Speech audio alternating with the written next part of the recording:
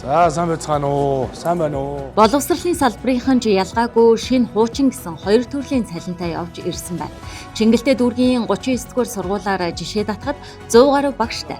Залуу багш нарын цалин 35% хүртэл нэмэгдсэн бол олон жил ажилласан багш нарын 15-аас 28% нэмэгдэжээ. Өнгөрсөн оны сүүлээр багш нарын цалин 50% нэмэхээр болсон.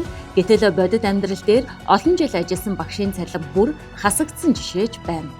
Цалин маань болохоор 2 сая 226 мянга болсон боловч бидний ганцхан одоо нийслэлийн хэмжээнд авдаг нэмэгдлүүдийн ганцхан анги даалтмал яг тэр нэмэгдлээс үндсэн цалингаас авчиж байгаа. Бусад одоо нөгөө нэмэгдэл хөлс маань сая 484-өөс бодогдож байгаа. Хувьсах зардлаа яг таны хэлдгээр бодиттой болгоно. 5 дугаар сарын 1-ээс эхлэн багш нарын цалин 50% нэмэгдэж нэмэгдлээ тооцоолж нэг цалинтай болохоор шийдвэрлэлээ.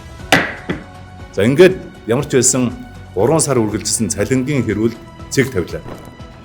Засгийн газрын шийдвэрийн үр дүнд нийгмийн даатгалын шимтгэлийн өртөө 1510 байгууллагад ажиллаж буй 44.6 мянган багш ажилтнанд учирсан санхүү нийгмийн эрсдэл арилж байна. Боловсролын салбарын өндөр насны тэтгэвэр тогтоолгоо, хүүхэд асрах чөлөө хүсэх, эрүүл мэнд банкны үйлчилгээ авах, виз мэдүүлэхэд учирсан гонх дээгнээс чөлөөлөгдлөө.